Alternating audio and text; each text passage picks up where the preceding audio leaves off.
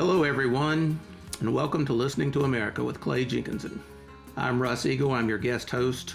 And as regular listeners to this podcast know, Clay has hit the road. He hit the road a few days ago with his Airstream. So this will be the first in a series of podcasts we'll do throughout 2024, where we periodically track down and check in with Clay on the road, find out where he is, what he's doing, who he's talking to, what he's learning. I can see him now on my screen. Clay, can you hear me? Yes, Russ, I do hear you. I'm in my Airstream in a place called the Amana Colonies near Cedar Rapids, Iowa, and this is the fourth night of my journey heading towards Long Island to Sag Harbor so that I can begin the Steinbeck portion of this great journey in earnest. All right, fourth night. So you left from Bismarck.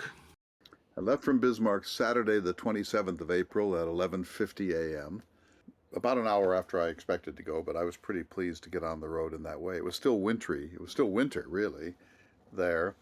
In fact, it's rained every day so far, sometimes huge rains to the point where it's hard to drive. So I saw my first sun this morning, but now as we record this later in the evening on the 30th of April, 2024, a storm is coming in, so you may hear a little. I'm sitting in the Airstream. I'm at this campground. There are probably, 30 campers, 30 trailers. Many of them are fifth wheels. Some of them are those giant $200,000 bus campers, the kind that you would expect Willie Nelson to be in. I'm the only Airstream. There was one other last night. It was an old retro Airstream. It's nothing the way it will be. I was in a campground the other night in Mankato, Minnesota, and the campground holds 200 units, and I was one of three people in that campground. It felt a little, actually, lonely and desolate, but I suppose in a few weeks this Amana Colony campground will be absolutely full. It's pretty quiet now. Yes, I would think about the time Memorial Day hits, you're going to have more company than you want. Well, the whole point is to listen to America, and you can't listen while you sit in this lovely little tube. So I haven't had a lot of contact. The only real contact I've had with people, aside from in gas stations and convenience stores and grocery stores so far, and I'll come back to my time at Coe College today here in Cedar Rapids, but the couple who owned the Swan Lake RV Resort in Fergus Falls, Minnesota, young in their 30s, and they... Frank, our scout, Frank, who lives in Escalante, Utah, had called ahead and apparently overtalked this thing because they said they'd been listening to the podcast and they wanted me to come to supper. I couldn't, but they came over afterwards. They lit a fire in the fire pit. They brought a little whiskey and some carrot cake, and we had a 2.5 or 3 hour discussion about America. So that's my only bona fide listening to America moment so far. But as you say, as Memorial Day comes and as the sun starts to shine, I'm guessing that I'll have all the human contact one could want. Have there been any incidents so far? Any surprises or any uh-oh moments? A couple of things. First of all, our mutual friend Woody, having lost a colossal bet, sent me my e-bike that he had promised, and it's magnificent. I mean, it's absolutely fabulous. So I had to have a bike rack. Well, you can't just have a bike rack on an Airstream. You have to have the bike rack. And it was sent to me, and I had been so busy. I'd been in Norfolk, Virginia. I had been interviewed for a Ken Burns film on Henry David Thoreau. I was just completely distracted by packing and everything else that had to happen, so I hadn't had a lot of time to put it together. So on the eve of my great trip, I decided to put it together in my living room. I spent 3 or 4 hours at this. The next day, 2 more. I have bloody knuckles and fingers to show for it. The instruction manual was the worst instruction manual of anything that I've ever attempted to assemble. And then I went to a video, an Airstream video. The guy who was demonstrating how to do it kept his back to the camera most of the time, and so I couldn't see what I needed to see. It's up and it's working, but that was the first incident. The only other incident was I got into a grocery store parking lot. And as you know, Russ, it's easier to get into some of these places than out because you can't just turn on a dime. And so I was I had to have a strategy, and I wound up having to go down a semi one-way boulevard for a little time. But no cops so far, no vandals, no thugs, no magic encounters. I haven't damaged anything except my own pride and confidence. Well, speaking as someone with no experience pulling a rig like this, I think I would hit the road with a great deal of trepidation at least. But you seem confident, ready to go. I'm not afraid of much, but I'm a North Dakotan, Russ, and so that means North Dakotans haul stuff all the time in trailers. Our mutual friend Sarah Vollmer, the rancher, can back something up a quarter of a mile around corners. North Dakotans are trained in this almost from childhood. I am not as well trained as many, but I know how to do some of this. So I'm not afraid. I've hauled U-Hauls behind even cars across the country. But it's a little different because, of course, the whole world is watching since we've loudly announced all of this. And so if I roll the thing tomorrow, that will come back to haunt me. And also, we're talking about not a U-Haul where you pay the extra $4 a day for the insurance. We're talking about a spectacular new Airstream. And if I scratched it, I would feel that I had betrayed my mission. You have a pretty good life, You have a busy life. You've got a lot of projects going on. To my knowledge, you're not a person with a great deal of spare time. I mean, somebody might ask, why the heck are you doing this? Yes, that is a good question. Well, one reason is that, and you know this, we've been friends for a long time. I was a photographer when I was in high school and college, and I was actually a professional photographer, if you can call working for the Jenkinson press in western North Dakota professional photography. But I was the darkroom manager, and I took most of the photographs that appeared in this newspaper. And I would get off from school and go down to the press office, and so that was my life's dream. I was going to be a roving Associated Press photographer traveling the world, and I had this dream of having an RV, a much bigger one, and I was going to put a darkroom in it, if you can imagine, and this was going to be my life. And so I've been dreaming of the road since I was 17, really. And I've owned an RV for a period when I was directing the Great Plains Chautauqua. And a couple of years ago, I had a truck camper that I spent a fair amount of time in. So this is one of my really deep dreams. And here's the thing about it, Russ. I know this country pretty well. I've been in all 50 states, but I've really only been in about a third of them in anything like a big way. Take your own North Carolina. I've never been to Salisbury or Raleigh. I've never been to Asheville.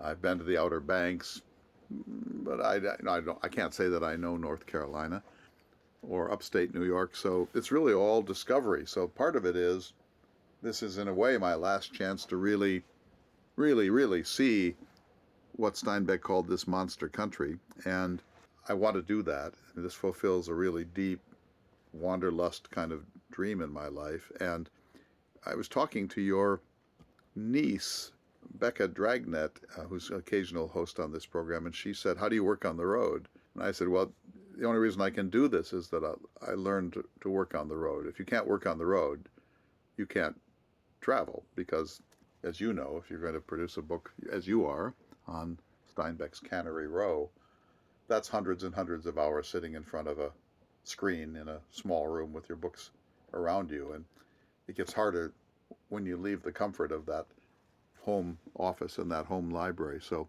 I'm not worried about this, although it's been a little hectic so far, because I'm learning. The learning curve is straight up on so many things. But a rhythm is starting to gel, and I've been writing every day, posting on our Facebook site, Listening to America Facebook site. There's a new piece in our newsletter. And on the site, you have a piece on the site. I want to come back to that. And you'll be doing a fair amount of writing for Listening to America about Steinbeck, but not just about Steinbeck. So I'm not worried about it. I think there are many things that I have not anticipated that are going to be factors, and it won't be as smooth as I think I have dreamed, but in some ways it's going to be better, I think. I think that's one thing that makes you who you are, is your ability to I've seen you work in places where I wouldn't even dream of trying to do something constructive. Not just airports, but buses or driving down the highway. Russ, you and I have been on the Missouri River canoeing. When we get to camp, I've got to write a newspaper column or I have to meet a deadline. So that's just been part of my life. And I think at one point I was traveling more than 200 days a year, and I realized then if you can't work on the road, you just got to pack it in. One thing that Steinbeck said to a neighbor, he said, "I shall take my dog," and that's another reassurance that I am neither dangerous or insane. So I'm wondering if you're carrying any proof of those facts for the people that you encounter. Funny you say that.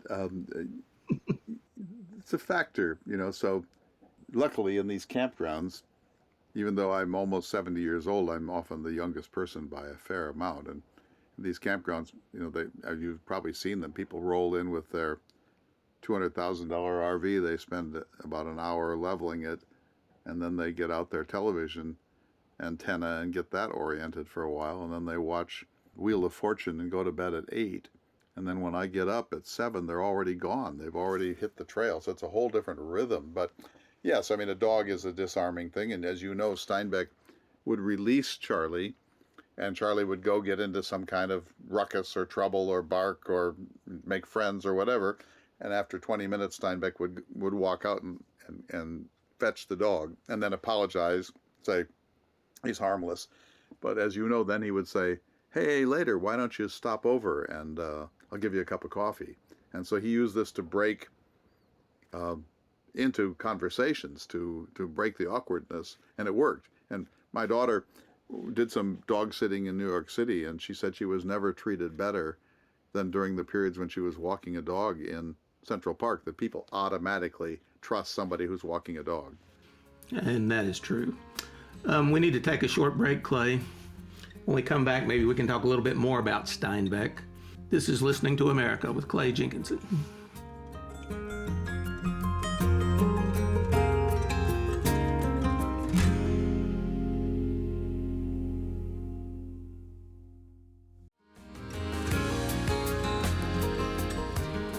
Welcome back to Listening to America. We're talking with Clay Jenkinson, who is comfortably ensconced in his Airstream camper in the Amana colonies of eastern Iowa. Clay, you are on your way to Sag Harbor. And really, until you get to Sag Harbor, everything is preliminary in a sense. Yeah, so when I started this, many of my friends and advisors said, well, why not just start from Bismarck? He went there anyway, as you know. But I said, no, if you're going to do this, you have to start at the tip of Long Island. You have to start at Sag Harbor. Otherwise, it's not authentic. And what that means, I have to get there. And so I have to drive all the way out in order to drive back. So from a carbon footprint standpoint, it's not the wisest of all things. But I wouldn't do it any other way. And then, he also went to the top of Maine because he always wanted to go to the top of Maine. Well, what he discovered was Maine is enormously long and time consuming, and it's mostly just trees, but I'm going to do that too. I don't think you can do this by cutting corners and deciding where to start and where to stop. I'm going to do everything he did. The roads will vary a little because some of those roads are gone, and there are other things I want to see along the way, but I'm going to stay as close as I can to it because I think it's important. And, one of the things I'm going to be writing about, Russ, and talking about is America in 1960, Steinbeck's America, and America in 2024, a very, very different America in most respects. And so, yes, I have to get there. But what I did to justify this was to plan events along the way. So just for example, I went to Pipestone, Minnesota, Pipestone is a quarry where much of the pipe material for Great Plains natives has been quarried for thousands of years. It's kind of a demilitarized zone where peoples at war would, put down their weapons and cooperate. I went there first because I wanted to start at a place of peace and spiritual potency. And then I went to Mankato, which is on the other end of the spectrum. It's the site of the largest mass execution in American history. 38 Dakota natives were hanged simultaneously on December 26, 1862 in Mankato in reprisal for the Minnesota Uprising of 1862. So I did those, and they'll be reported on our website and on Facebook. And then today I came to Coe College here in Cedar Rapids. And why? Because, as you know, from your reading of Travels with Charley, one of the books that he carried a number of books, and one of them was William L. Shirer's The Rise and Fall of the Third Reich, which had just been published. And maybe he had an advanced copy because there's something a little off on the dates, but he had it. And so William L. Shirer is one of my heroes. I portrayed him in Chautauqua long ago. And he went to Coe College here in Cedar Rapids, and I wanted to see how they commemorate him at Coe. Turns out not much, but I had a splendid day. They have 150 feet of archives, so they have the bulk of the Shirer archives here, including, they think, the manuscript for The Rise and Fall of the Third Reich, which at one time was twice as long as the one that was eventually published. The 1,000-page published version is only about 3/5 of the original. I didn't get to spend much time with the documents. You know, that's a painstaking business. But I also suggested that they do a Shirer symposium and that they create a Shirer endowment or a Shirer shrine.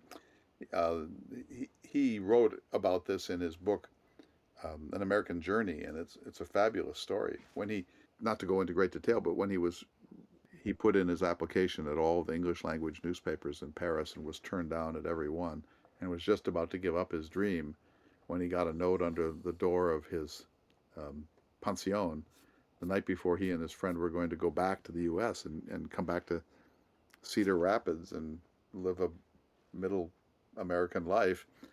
Got a note from one of the English language newspapers, an arm of the Chicago Tribune, saying, if you get here this afternoon, you've got a job. And when he got there, he got his first job in international reporting, and he was assigned a desk, and the guy next to him was James Thurber.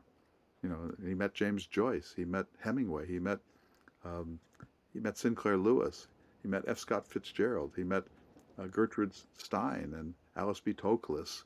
You know, and then he went on for the Chicago Tribune to Afghanistan and over the Khyber Pass, and he became friends with Gandhi and wrote a memoir of Gandhi. I mean, think of it, the making moment of this young man's life was this college president saying, I see something in you. I know you don't have the wherewithal to fulfill your dreams. His father had died when he was a boy. I'm going to give you this $100 bill. And it made the difference in Shirer's life. So if that's not an empowerment story for the undergraduates at Coe College, I don't know what is. So I'm trying on the way to have as many of these cultural moments as possible. I'm going to Big Bone Lick, Kentucky, where Jefferson got Lewis and Clark and George Rogers Clark to dig mastodon bones for him. Shirer, by the way, was a friend of Steinbeck's. They were both in London for the Herald Tribune in New York during the war and became good friends. Probably the most interesting Shirer story is that he was back in New York briefly when Steinbeck was preparing to go, and Steinbeck was calling him for advice. But behind Steinbeck's back, his wife of only a few weeks at the time, Gwen. The second and disastrous marriage. And you know, this is a good indication of why it was a disastrous marriage. Steinbeck signed up to go overseas without telling his new wife. Months after they were married.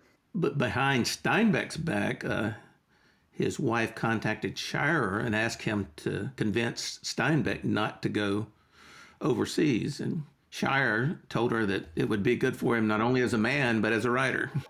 So aside from Jackson Benson, who's written the kind of the definitive biography of Steinbeck, are there articles about the relationship with Shirer?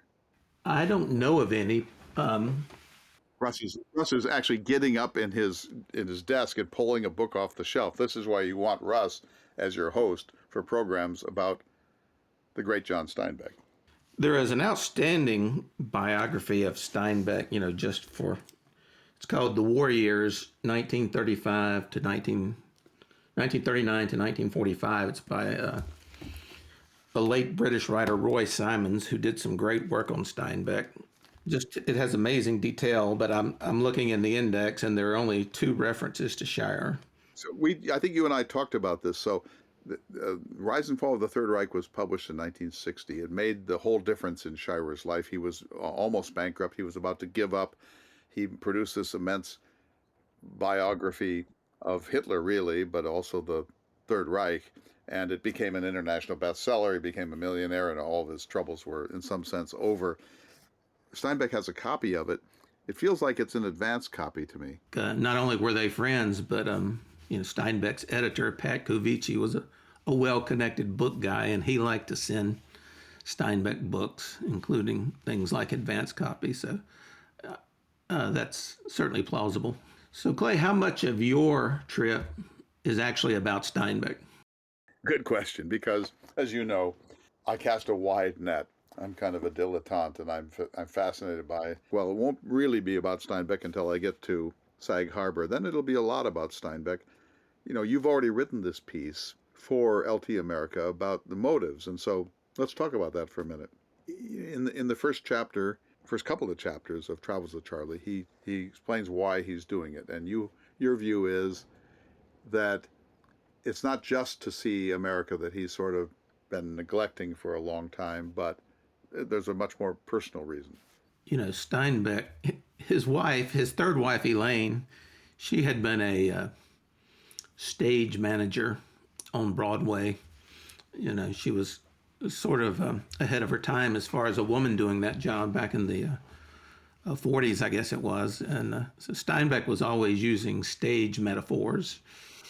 He felt like he had gotten to that point, health-wise, age-wise, ability-wise, where he was being stage managed by his much younger wife, that she was telling him what he could do, what he couldn't do, what he could eat, what he couldn't eat. This was exacerbated by the fact that his health, I think you can argue that his health had been falling since the war, since he came back from the war in the mid-40s.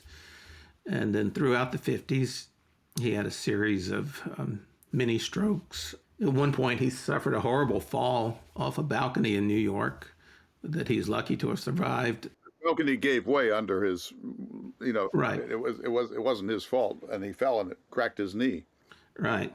And, as he says very early in Travels with Charley, he always lived violently, ate and drank hugely.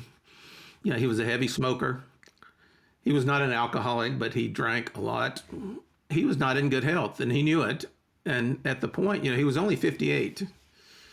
And what we found out after he passed away, we didn't know then, he had an undersized heart. He had some issues that would eventually kill him. Wasn't he told in Rome by a doctor your heart is way too small for the size of your body? Right. And I was at the University of Texas recently doing some research with Steinbeck's letters with his editor, Pat Kovici. And just throughout the period, they're just laced with health updates and what this doctor said and what that doctor said. And I'm feeling better now. I'm ready to do this. I'm ready to do that. So Steinbeck felt he was in danger of becoming a professional sick man, was the term he used. That's what he says. That's the phrase that he uses in the first chapter. And you sense some resentment also at the way others are treating him, including his wife Elaine. It's almost like a last declaration of independence. How dare you treat me like an invalid? Right. And I don't think it was posing really on Steinbeck's part when he said, if that's the best I can do, then I'm ready to exit the stage. So I'm not quite ready to exit the stage. I've been pretty good health and I've been working hard to get ready for this trip. But one of the things that he says in that first chapter, and people should go to the LT America website to read your piece, which I really liked, and I hope you'll be writing a whole series of them about things we're talking about and things that strike you, not necessarily just from Travels with Charley, but primarily about this extraordinary journey that he went on. That first chapter is very, very moving, and he basically says, I'm not ready yet to cease being a man. He talks about, there's that famous passage that you read about, drinking heavily, eating too much or not at all, sleeping too much or not at all. And he also, slyly mentions his life as a sexual partner and says, I'm not ready to be that guy, that is kind of nursed and indulged. I'm still a man, and man with a kind of a capital M. And so I think that's why, one reason, I think you're absolutely right, of course, that's one reason that he's on this trip. From that point of view, he survived it, but how well do you think he did in terms of really being robust enough for a journey of this sort? I see the trip in three parts. From the time he leaves Sag Harbor, which for anyone who doesn't know is on Long Island, where Steinbeck had a summer home, until he gets to Chicago. I think the trip is very much what he imagined. It's a man out there showing he can get by on his own, living in his camper, listening to America, seeing America. And I think that comes across in the book. You know, when I first read the book, which was many years ago, up until Chicago, this is a great story, and this is what I expected. His wife, Elaine, flies out to meet him in Chicago, which he acknowledges. And after that, you know, almost immediately after that, the trip becomes less of a meandering roadside thing and more of a sprint from this story to this story. It's still entertaining. It's still funny at times. It's moving at times, but you're not feeling the countryside that he's passing through. And I think this really continues all the way until he and Charley are in the desert when they're headed to Texas, and they decide that it's Charley's birthday, and you know they're going to have a birthday cake. And I don't know, Steinbeck seems to rebound after. He seems a different person to me in Texas and in New Orleans. You know, New Orleans is sort of a dark part of the book, you know, from an American history standpoint. But you know, Steinbeck had complained all along the way, you know, I can't find anybody with opinions. And he certainly found people with opinions in New Orleans. They may not have been admirable, but he just seems to engage again at that point. And of course, as soon as he leaves there, then it's a sprint home. So I think he did have some sort of burst of energy, rebirth in that. And maybe it was just looking forward to being home. But I do know from reading those Cavici letters, I never realized this to this extent, but he struggled with the book. Asked Cavici, is there anything there at all? He says, I just don't see anything. I don't feel anything. Said, I've never been this unsure of a work in my life. You know, and to me, the reason I think it worked, the reason I like the book, is because I think if you read it carefully, these things that were taking place, you know, in his life and his mind come across in the book. You know, it's not overt, but it's there. Yeah, I call the book The Confessions of John Steinbeck. It's a more personal book than any other book that he wrote. He is surprisingly candid about his insecurities, about his health, about the other question we haven't really raised, which is the loss of his creative talent, his sense that he's spent, that he maybe doesn't have anything left in the tank, that maybe he peaked in 1939, and he sort of almost started to imbibe the criticisms that he's been receiving from the literary crowd. So it's a very confessional book. It's not overtly confessional, but he reveals a great deal, and some of it is quite sad, I think, and you do get a sense of that's kind of a valedictory book. I should just say, for those who haven't read it, that what happened in New Orleans is that he saw the agony of integration in its most disgusting form. And these were called the cheerleaders, these white women bigots who were shouting and spitting and using language that he said he had never heard from anybody, man or woman, before. And at that point, he was so disillusioned that he just bolted for home. Let me ask you a different kind of question, Russ. You know, I'm going to be interviewing the bad boy of Steinbeck, Bill Steigerwald, in Bethany, West Virginia. And, you know, we're kind of frenemies. We're friends. He wrote a nasty book about Steinbeck, but an important book. And I'm eager to sit down with him. I'm going to interview him right here in the rig. And the first question I'm going to ask him is, how does it feel to be the loathed person in Steinbeck studies? And of course, he'll love that. I mean, that's just the kind of person that he is. But he did something important, and as you say, he wasn't the first, but he was the foremost, saying Steinbeck didn't sleep in the rig all the time. He was with Elaine way more than he lets you know. He was staying in luxury hotels quite often. Just an interesting Steinbeck tidbit. Back in the 1950s, Steinbeck owned two homes, two brownstones side by side, and he rented one of them to Nathaniel Benchley, who was the son of the great Robert Benchley. But he's also the father of Peter Benchley, who would go on to Jaws fame. And And when Peter was in college, he asked Steinbeck to write something for the school newspaper. And a little excerpt from what Steinbeck wrote, which is very short. He said, "Of course, a writer rearranges life, shortens time intervals, sharpens events, and devises beginnings, middles, and ends. And this is arbitrary, because there are no beginnings, nor are there any ends. Of course, a writer rearranges life, shortens time intervals, sharpens events, and devises beginnings, middles, and ends. And this is arbitrary, because there are no beginnings nor any ends." And I think you can apply. I think you can apply that to anything Steinbeck wrote. I think you could do a Steigerwall type work on Sea of Cortez, but I think you could do it on Walden too. Right. It is time for another break, Clay. When we come back, maybe you can share a little about where you're heading, what your expectations are for this trip. This is Listening to America with Clay Jenkinson, and we'll be right back.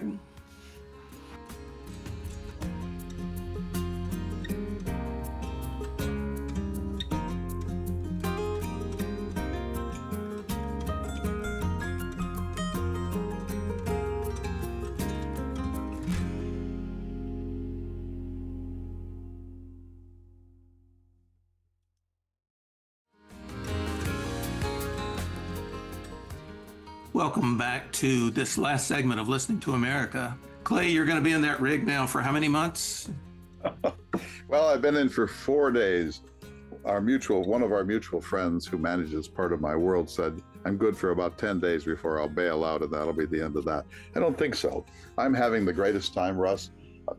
So here's the rhythm of it. You get up in the morning, I do some writing, I do some posting, then I have a little orange juice and some coffee.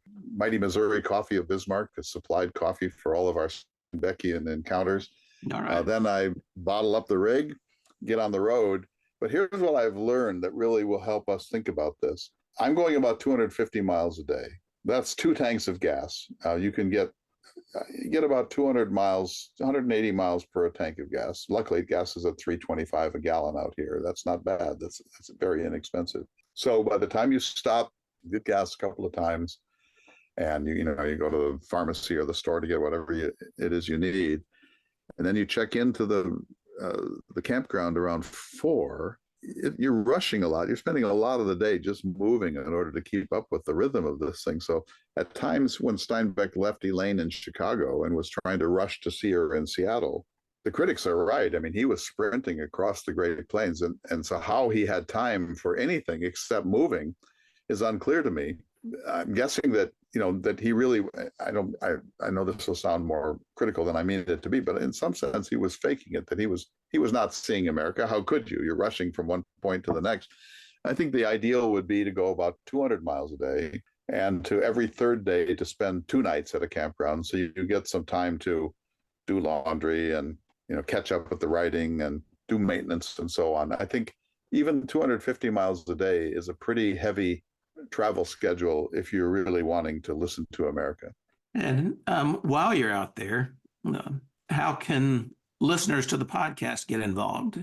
Well, they can send suggestions of places to go. I don't know much about whole sections of this country. And so people that I should interview, people I should meet, things that I should see, halls of fame, halls of fame, homes of literary figures. I'm going to go to Tupelo, of course, one must. To go see Elvis. I've been to Graceland a number of times. When I'm in the South, Russ, he got to New Orleans and he had several really important encounters with people with strong opinions about the civil rights movement and the status of African Americans in America in 1960. And then he got disgusted with the bigotry that he had encountered and he rushed home. I'm not going to do that. I'm going to do a civil rights tour. I'm going to go to Selma and Birmingham and Montgomery and Atlanta, because I've never done this before. I've never been to the Edmund Pettus Bridge. I've never been in Montgomery. So I'm going to do that because I think that one of the things that's different now is that we are, I won't say obsessed with race, but we are deeply concerned with race in a new way, thanks to the George Floyd killing and Black Lives Matter and all the 1619 Project and the whole cultural war debate about critical race theory. And I feel that I owe it to myself, since I have this opportunity, to really go see these places for myself and to drink in those extraordinary moments, some of the great moments in modern American history, and they changed the world. I've been to the Lorraine Motel in Memphis, where Martin Luther King was struck down by James Earl Ray in April of 1968. But I want to see all of these places. I've never been to the Muhammad Ali Museum in Louisville. So I'm going to make that a priority. And then I'm going to come see you. You have a celebrated study that we all hear about, but very few people have ever seen. And so I want to come do that. And well, another angle that we've been hearing about, what does this trip have to do with America at 250? So a good friend of both of ours, Dennis McKenna, is my true partner in all of this, and he's really made a lot of it happen. And he and I have been discussing this. You will recall when we were on the Salmon River about 4.5 years ago, Dennis and I were on a raft together, and we had one of my little recorders, and we were sort of kind of inventing this as we went along. And we came up with the idea of listening to America. As the 250th birthday of the country comes on July 4th, 2026, we are really ill-equipped for this national moment. Culture wars are so virulent. There's so much mutual distrust. The two narratives are incompatible. It's not a good time. I mean, this is really a crisis time in American understanding of itself, where our national self-confidence is shattered. And everything, I think all of us are bewildered by what's happening and how unpleasant things have become, how paralyzed our politics are and our media and so on. And I want to go see if that's really true. I don't think it is. I think the country is less disintegrating than it looks. But we decided that, America 250, coming in just a couple of years, it's a really good thing to try to listen about. And so I'm trying to gear my questions about how people feel about this country, what they love about it, what they don't like about it, what the narrative is in their minds, whether we're in decline or holding our own or still progressing on that trajectory of justice. I don't really know what to think, but I want to hear from people. And I had the great conversation with this young couple up in Fergus Falls at their RV resort the other night, and they were very optimistic and said, it's still a country of just unbelievable opportunity and mobility and freedom. And, we are really a very fortunate people.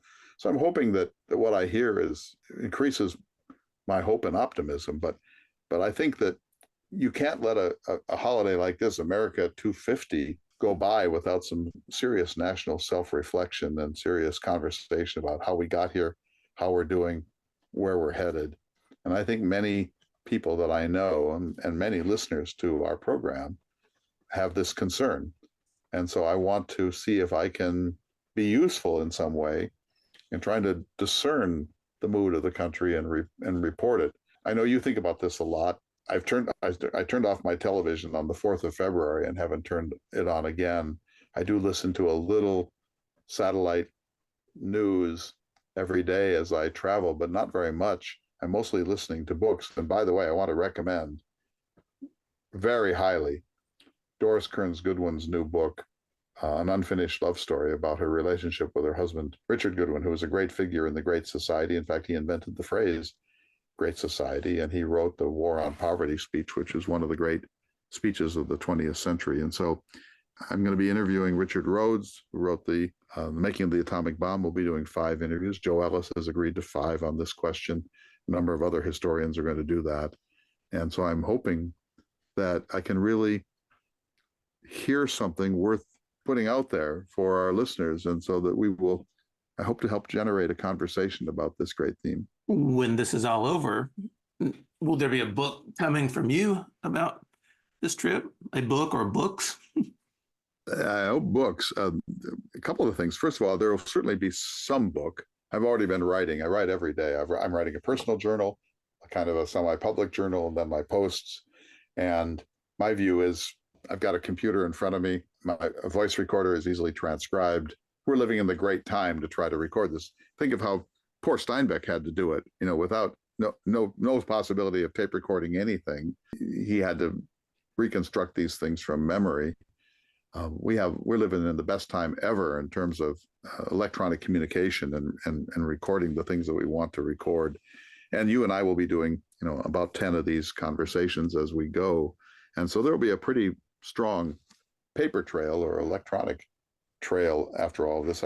I'm also, as you know, reading all of Steinbeck. I've just begun Cup of Gold. I hope you have too. You've agreed to read through Steinbeck with me. We've talked about this before. It was his last big book, and he wanted it to be the book in some respects. I think a mistake that he made was that it was so personal. And so he's writing about his life, his family, his parents, his grandparents. It's easier to write about the Joads than it is about your own kin. And so what struck me when you and I have been at the University of Virginia and have held the manuscript of The Grapes of Wrath, the copy is so clean. He wrote it in 100 days. There's hardly a scratched out word. Unbelievable. I mean, whatever that creative moment was, where he had his voice, he knew what he wanted to say, he said it, and he was satisfied with it. That never really happened again, I think, with Steinbeck. I mean, it was a perfect storm of, national events as well as personal events, talent, the Dust Bowl. And of course, if he had a year later, when the war started, this would have been, all over. So, so much came together to make that. What do you make? I know we're going to run out of time here in a moment, Russ. I so appreciate having these conversations with you, and I know our audiences will too. So 1939, he writes this perfect storm of a great American work of fiction. His next big project was East of Eden. It didn't quite happen for him. The critics were saying he peaked early. He's got nothing left. He's spent. He's a cliche. He's mediocre. He's never been able to rise to the same level again. This hurt him deeply. Of course, how could it not? And then East of Eden was going to be the redemption book, and it wasn't. In some ways, Travels with Charley is the book that sort of charmed the country again and made them soften their view of him. It is, but even books like The Wayward Bus just sold ridiculous numbers of copies. I mean, Steinbeck never had a lull in sales, which a lot of critics used that against him, that he was a popular writer. I say to those critics, you get chosen again and again for Book of the Month Club. You sell 1 million copies of a book or 400,000 copies of a book. He was one of the most beloved American writers, and the critics, and you can maybe give something of a paraphrase or a quotation from the Nobel Prize speech where he talks about the monks, the priesthood of critics. The tin-horn mendicants of low-calorie despair. Exactly. So, his view was he read the criticism, and of course he took it seriously, and of course it wounded him, but he also felt, I'm not writing for critics, I'm writing for people. And if people like what I'm writing, they'll buy my book. If they stop liking what I write, they'll stop buying my books. The market will decide, and the market never left him. Look at what he wrote from 1935 to 45, starting with Tortilla Flat and going through Cannery Row. Cannery Row is your book, is the book you're working, you have your own manuscript about it that you're finishing up now. I think that's your favorite of Steinbeck's works. It is, and my three favorite are The Grapes of Wrath and Sea of Cortez and Cannery Row. That's part of what I'm writing about, is trying to show that there are some commonalities to those three books, and two of them were sort of dismissed at the time. But as Steinbeck said after The Grapes of Wrath, the critics are going to be shooting for me now. There's nothing I can do about it. Yeah, he dreaded fame so much and celebrity. And one of the things that I think Steigerwald, the bad boy of Steinbeck studies, shows is that he may have hated fame and celebrity, but he also kind of got comfortable with a lot of it and became John Steinbeck. And sometimes that worked for him and sometimes that got in the way. But he said, as you know, that fame will destroy a creative artist. Right. And, he said that when he had gone like 6 years and made, $600 or something like that, it's just unreal. And the discipline he maintained through that period, which, he was able to do because his father had a little cabin. His father gave him, I think it was $50 a month. And his first wife, Carol, who played an enormous role in his success. I love Carol. I think Carol was the most important of his wives in terms of his creative juice. And remember that when they were extremely poor, they were poor enough to be amused by it in some sense. They used to cut out pictures from magazines of bacon and put them on a plate because they couldn't afford bacon. And so there was that sense of the dignity of poverty. But we forget that from 1925 until around 1936, these were lean and difficult times, and many people would have given up at that point. Yeah, and Steinbeck said, a lot of people had to get used to having nothing. He said, I was already used to it. I've been living that way for a decade. So that's a big part of Cannery Row, is the nostalgia for that time in his life. I want to ask you a question, though. If you were on my trip and you were traveling the Steinbeck Trail, what are the places that you would most want to touch base with?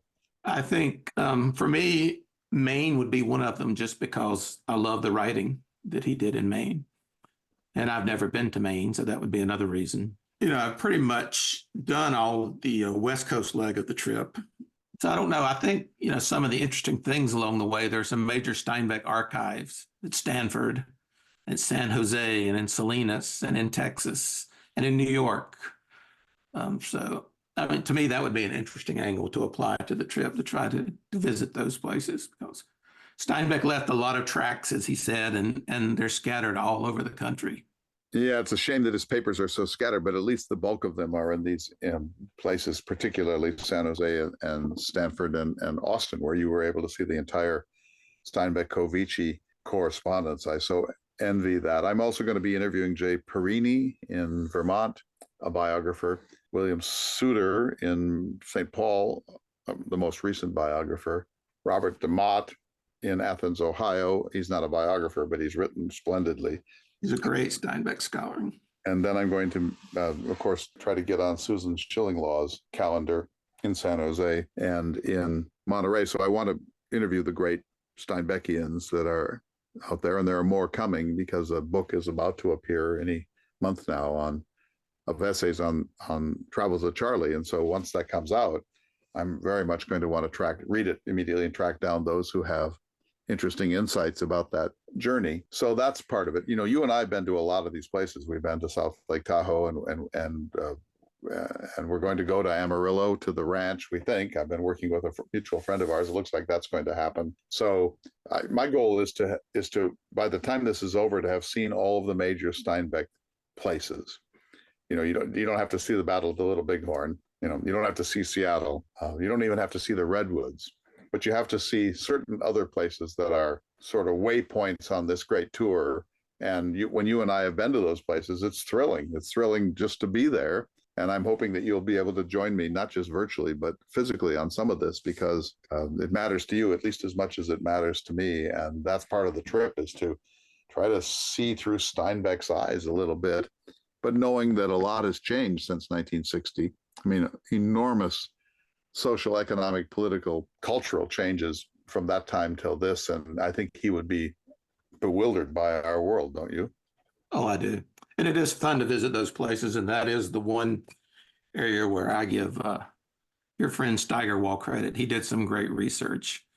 And I wish we could talk about it, but we're out of time, I think. So I do look forward to checking in with you again in a couple of weeks. But in the meantime, I think listeners, you'll keep them updated via the website, via social media, the Facebook site. And Russ, let's talk again.